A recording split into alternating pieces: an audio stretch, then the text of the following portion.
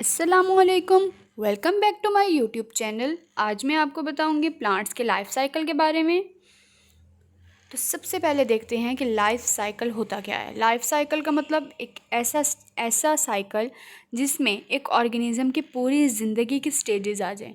मतलब उसके पैदा होने से उसके एजिंग तक, उसके डैमेज होने तक, उसके ख़त्म होने तक जितने स्टेजेस वो अपनी लाइफ में, अपनी ज़िंदगी में गुजारेगा, वो तमाम स्टेजेस एक साइकिल में होते हैं, एक तरतीब में होते हैं, एक साइकिल बनाते हैं जिसको कहते हैं लाइफ साइकिल। अब हम प्लांट्स के बारे में चूँकि बात कर रहे हैं, तो प्लांट्स में सबसे पहले होता है एक सीड। उसके बाद वो जुवेनाइल बनता है। जुवेनाइल जो होता है वो ऑर्गेनिजम्स, एनिमल्स में बनता है। जबकि सीड्स होता है, उसके बाद सीडलिंग बनती है, उसके बाद एडल्ट बन जाता है। ये पूरा लाइफ साइकिल होता है। एडल्ट के बाद वो एजिंग हो जाती है, उसके बाद वो डैमेज हो जाता है प्लांट। उसके बाद हमारे पास लाइफ साइकिल की ना 3 टाइप्स होती हैं। Haplontic life cycle, diplontic life cycle, haplo diplontic life cycle. अब हैप्लॉन्टिक लाइफ साइकिल ये होता है कि जिसमें हैप्लॉइड स्टेज जो होता है वो मल्टी सेलुलर होता है। मतलब जो हैप्लॉइड सेल्स होते हैं वो काफ़ी सारे सेल्स से मिलकर हैप्लॉन्टिक लाइफ साइकिल बनता है। और डिप्लॉयड स्टेज जो होता है इस ऑर्गेनिज्म का, उस प्लांट का, वो यूनिसेलुलर होता है। और मियोसिस जो होती है वो ज़ाइगोटिक होती है। डिप्लॉन्टिक लाइफ साइकिल क्या होता है? डिप्लॉन्टिक लाइफ साइकिल में डिप्लॉयड स्टेज मल्टी सेलुलर होता है और हैप्लॉइड स्टेज यूनिसेलुलर होता है। उसके बाद हैप्लॉइड गैमेट्स बनते हैं और मियोसिस जो होती है वो गैमेटिक होती है, क्योंकि हैप्लॉइड गैमेट्स बनते हैं। हैप्लॉन्टिक लाइफ साइकिल को अब हम डिटेल से पढ़ते हैं। हैप्लॉन्टिक लाइफ साइकिल जो है उसमें बेसिकली 2 स्टेजेस होती हैं। एक हैप्लॉइड स्टेज होती है, एक डिप्लॉयड स्टेज होती है। डिप्लॉयड स्टेज जो होती है वो स्पोरोफाइट होती है, और जो हैप्लॉइड स्टेज होती है वो गैमेटोफाइट होती है। गैमेट्स जो होते हैं वो डिवेलप होते हैं, हैप्लॉइड गैमेटोफाइट बनाते हैं। और फर्टिलाइजेशन जो होती है वो मल्टी सेलुलर डिप्लॉयड स्पोरोफाइट बनाती है, जिससे हैप्लॉइड स्पोर्स बनते हैं मियोसिस के ज़रिए। उसके बाद एंजियोस्पर्म के बारे में बताती हूँ आपको। एंजियोस्पर्म्स वो होते हैं, वो प्लांट्स होते हैं जो फ्लावर्स प्रोड्यूस करते हैं और सीड्स प्रोड्यूस करते हैं। बेसिकली इसमें जो फ्लावर्स प्रोड्यूस होते हैं वो हर्बेशियस होते हैं, लीफी होते हैं, और श्रब्स होती हैं, ग्रासेस, और मोस्टली ट्रीज़ आते हैं इसमें। एंजियोस्पर्म्स जो होते हैं बेसिकली प्लांट किंगडम, जो प्लांटी किंगडम है उसके सबसे मोस्ट डाइवर्स क्लासिफिकेशन है। सबसे बड़ी क्लासिफिकेशन जो प्लांट किंगडम की है वो है एंजियोस्पर्म्स। फ्लावरिंग प्लांट्स जो होते हैं उसमें वेजिटेटिव पार्ट भी होते हैं, रिप्रोडक्टिव पार्ट्स भी होते हैं। वेजिटेटिव पार्ट में हमारे आ जाते हैं सारे पार्ट्स जो होते हैं, जैसे स्टेम, लीव्स वगैरह। लेकिन जो रिप्रोडक्टिव पार्ट्स होते हैं वो होते हैं फ्लावर। फ्लावर जो होता है उससे ही रिप्रोडक्शन हो पाती है, क्योंकि उसके ऊपर पोलन ग्रेन्स होते हैं, तो वो रिप्रोडक्टिव पार्ट होता है। उसके बाद फ्लावरिंग प्लांट्स जो होते हैं उसकी रिप्रोडक्शन तो होती है, लेकिन किस तरह होती है? सेक्शुअल रिप्रोडक्शन और एसेक्शुअल रिप्रोडक्शन, 2 टाइप्स हैं। एसेक्शुअल रिप्रोडक्शन से क्या होता है, जो ऑर्गेनिजम्स के ऑफस्प्रिंग है ना वो बिल्कुल अपने पेरेंट्स की तरह होते हैं। इसमें कोई भी जेनेटिक वेरिएशन नहीं होती। मतलब जैसे पेरेंट प्लांट होंगे बिल्कुल सेम टू सेम उसके वो डॉटर प्लांट्स होंगे। लेकिन सेक्सुअल रिप्रोडक्शन जो होती है उसमें बहुत सेक्सेस, मेल और फीमेल पेरेंट्स इन्वॉल्व होते हैं। तो इसलिए इसमें जो जेनेटिक वेरिएशन आ जाती है, मतलब जो उनके पौधों के, जो एक नन्हा पौधा जो नया होगा वो न्यू होगा, उसके अंदर नई खसूसियात होंगी, वो मिली जुली खसूसियात होंगी। कुछ उसके मेल की तरह मेल पेरेंट पे होंगी और कुछ फीमेल पेरेंट पे होंगी, और वो फ्यूजन ऑफ गैमेट्स से मिलकर बनेगा। अब एसेक्सुअल रिप्रोडक्शन को सबसे पहले देखते हैं कि एसेक्सुअल रिप्रोडक्शन में जो प्लांट होते हैं उसमें एसेक्सुअल मतलब एक ही सेक्स से मिलकर बना होता है। मतलब ये नहीं कि मेल होगा और फीमेल, एक ही तरह के पौधे से मिलकर एक नया प्लांट बनेगा, तो उसको कहेंगे कि एक प्लांट है। और इस एसेक्सुअल रिप्रोडक्शन की भी काफ़ी सारे टाइप्स हैं। जी हाँ, एसेक्सुअल रिप्रोडक्शन की भी काफ़ी सारे टाइप्स हैं, जैसे कि स्टॉलन्स होते हैं, उसमें हॉरिजॉन्टल स्टेम्स होती हैं और वो रूट्स बनाती हैं एट द टिप्स, राइट। और राइजोम्स जो होते हैं वो अंडरग्राउंड स्टेम्स होते हैं और also are source of food storage. अब प्रोपेगेशन कैसे होती है? अब रिप्रोडक्शन के लिए कटिंग भी हो जाती है। बाज़ औक़ात ऐसे होता है कि एक पौधे से उसकी स्टेम कट कर ली जाती है, दूसरे पौधे पर लगा दी जाती है, तो वो ग्रो करने लग जाता है। उसके बाद सेक्शुअल रिप्रोडक्शन। सेक्शुअल रिप्रोडक्शन क्या होती है कि जिसमें बहुत सेक्सेस इन्वॉल्व होते हैं। एक प्लांट के मेल पार्ट से लेकर फीमेल पार्ट तक जो है पोलन ग्रेन्स का जाना और उससे एक वहाँ पे फर्टिलाइजेशन होना, तो इस तरह की इसको कहते हैं सेक्सुअल रिप्रोडक्शन। और ये ज़्यादातर एंजियोस्पर्म्स में होती है। एंजियोस्पर्म्स में दोनों पार्ट्स होते हैं, मेल पार्ट भी होता है, फीमेल पार्ट भी होता है। सेम प्लांट पर भी हो सकते हैं और दूसरे प्लांट पर भी हो सकते हैं। तो इसके मुताबिक जो है वो फिर आ जाती हैं, एक और टाइप्स आ जाती हैं, मैं आपको आगे बताऊंगी।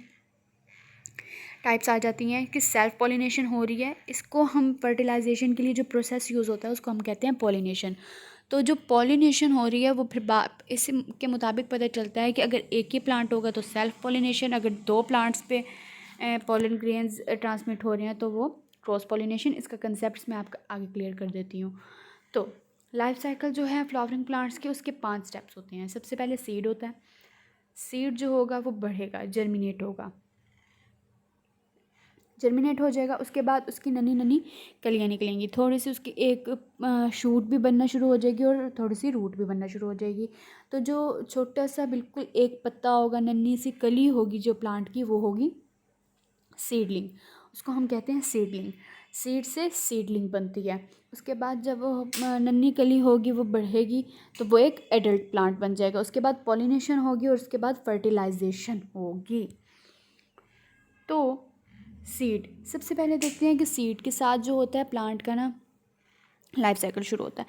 जब हमने कोई भी पौधा लगाना होता है, हम क्या करते हैं कि पौधे को जो होता है, हमने जिस तरह का भी पौधा लगाना होता है, जैसे हमने फ़र्ज़ कर लें कि हमने लगाना है आम का दरख्त लगाना है, तो हम क्या करेंगे, उसके सीड को मिट्टी में बो देंगे, उसको पानी देंगे। क्यों देंगे? ताकि वो सीड बढ़े, जर्मिनेशन हो सीड की। सीड के इर्द गिर्द क्या होता है, एक प्रोटेक्टिव कवरिंग होती है जिसको कोट कहते हैं, शेल कहते हैं। वो जो होगा बर्स्ट होगा, जर्मिनेट होगा, बड़ा होगा। इन्वायरमेंटल फैक्टर्स बहुत ज़्यादा इंपॉर्टेंट होते हैं सीड जर्मिनेशन के लिए। अगर इसको सही तरह से ना मिले, कि मतलब अगर अच्छी सॉइल ना मिले या ऑक्सीजन ना मिले या पानी ना मिले, तो वो जर्मिनेट नहीं करता और पौधा नहीं निकलता।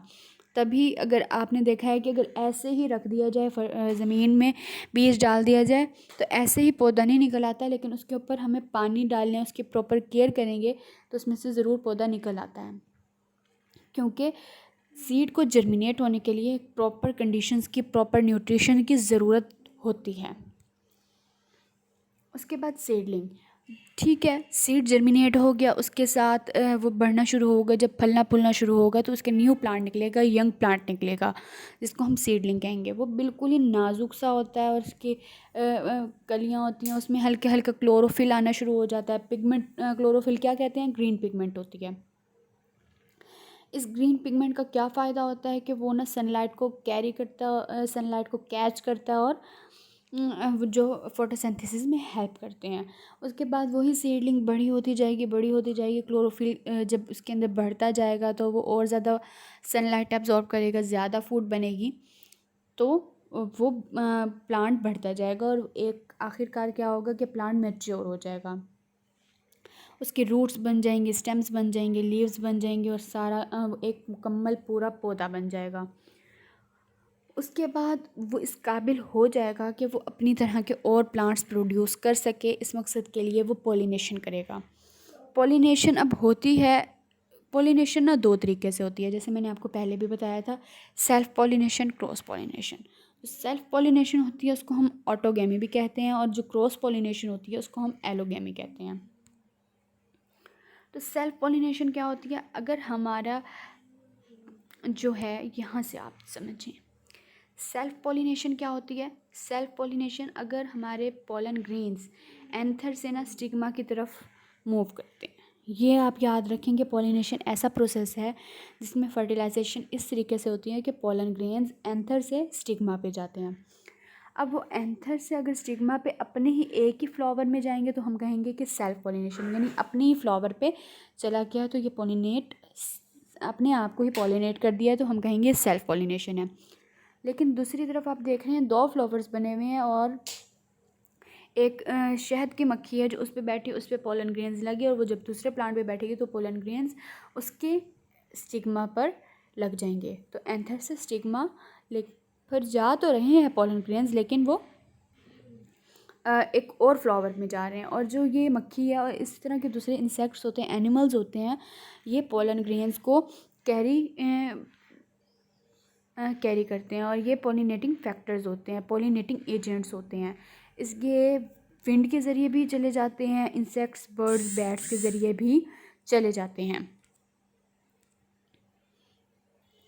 उसके बाद फर्टिलाइजेशन, पोलन ग्रेन्स जो हैं वो रिलीज़ होते हैं एंथर से, स्टिग्मा पर जाते हैं। ये बात मैंने आपको बताई है। एक होता है, एक जाता है स्टिग्मा पे, फिर उधर से ना एक पोलन ट्यूब बनती है। स्टिग्मा पर जैसे ही जाएगा ना पोलन ग्रेन, उसके बाद एक प्रोसेस स्टार्ट होता है, पोलन ट्यूब बनना स्टार्ट हो जाती है। वो पोलन ट्यूब जाती है आगे ओवरी तक। वहाँ से क्या होता है, पोलन ट्यूब जब बन गई, वहाँ से पोलन ग्रेन होते होते ओवरी तक चले जाएंगे, ओव्यूल तक। तो only one sperm nucleus fuses with egg. एक जो होगा, pollen grain are release from the anther and travel to the stigma, one bound to the stigma. अगर एक बार जब वो स्टिग्मा से हो जाएगा तो ट्यूब सेल जो होगी वो पोलन ट्यूब बनाएगी, जो डिलीवर करेगी स्पर्म को एग की तरफ। ठीक है, वन स्पर्म जो होगा सिर्फ फ्यूज़ होगा एग्स के साथ। ठीक है, द अदर फ्यूजेस हो गए पोलर न्यूक्लियाई के साथ। तो ओवरी जो होगी एक सीड बनाएगी, और जब ओवरी राइप हो जाती है, पक जाती है, तो उसको हम कहते हैं कि ये फ्रूट बन गया है। अब अल्टरनेशन ऑफ जनरेशन, ये ना लाइफ साइकिल होता है प्लांट्स का।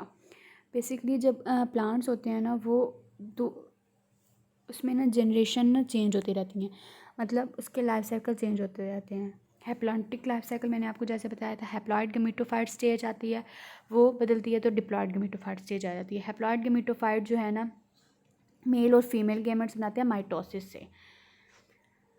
ठीक हो गया, समझ आइए। हैप्लॉइड गमीटोफाइट मेल और फीमेल गैमेट्स बनाते हैं। फिर गैमेट्स चूँकि हैप्लॉइड होते हैं, गैमेट्स हैप्लॉइड होते हैं, तो हैप्लॉइड गमीटोफाइट गैमेट्स बनाते हैं। फिर फ्यूजन होती है उन गैमेट्स की, तो जाइगोट बनता है। मींस हैप्लॉइड गमीटोफाइट से जनरेशन डिप्लॉइड गमीटोफाइट बनाती है, फिर डिप्लॉइड गमीटोफाइट के फिर गैमेट्स बनते हैं, तो वो फिर से हैप्लॉइड गमीटोफाइट स्टेज बनाती है, और इसी तरह इससे ये लाइफ साइकिल चलता रहता है। उसके बाद इसके स्टेजेस होते हैं। Diploid sporophyte has a structure called sporangium. Sporangium undergo meiosis and form haploid spores. तो यहाँ पर आप देख रहे हैं, आप इस स्ट्रक्चर पर गौर करें। स्पोरोफाइट से स्पोरेंजिया बना, स्पोरेंजियम में मियोसिस हुई, मियोसिस से स्पोर्स बने, स्पोर्स में माइटोसिस होगी, और माइटोसिस के बाद वो गैमेटोफाइट्स बन जाएंगे। गैमेटोफाइट्स के बाद माइटोसिस होगी और गैमेट्स बन जाएंगे। गैमेट्स की फर्टिलाइजेशन होगी तो फिर से जाइगोट बन जाएगा।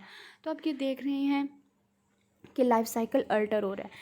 स्पोरोफाइट से गेमिटोफाइट जनरेशन बन रही है। हैप्लॉइड स्पोरोफाइट से डिप्लॉइड गेमिटोफाइट, हैप्लॉइड गेमिटोफाइट से डिप्लॉइड स्पोरोफाइट जनरेशन बन रही है। स्पोरोफाइट चूँकि डिप्लॉइड होता है, इसलिए हम इसको कहते हैं diploid sporophyte, and gametes are haploid, so that's why we called them diploid gametophyte generation. ये इनकी अल्टरनेशन होती रहती है, इनके लाइफ साइकिल में ये चेंज होते रहते हैं। ये दोनों स्टेजेस अपने लाइफ साइकिल में ज़रूर अडॉप्ट करते हैं। प्लीज़ मुझे सपोर्ट कर दें, मेरे चैनल को सब्सक्राइब कर दें, और अगर आपको वीडियो पसंद आई है तो वीडियो को लाइक भी कर दें।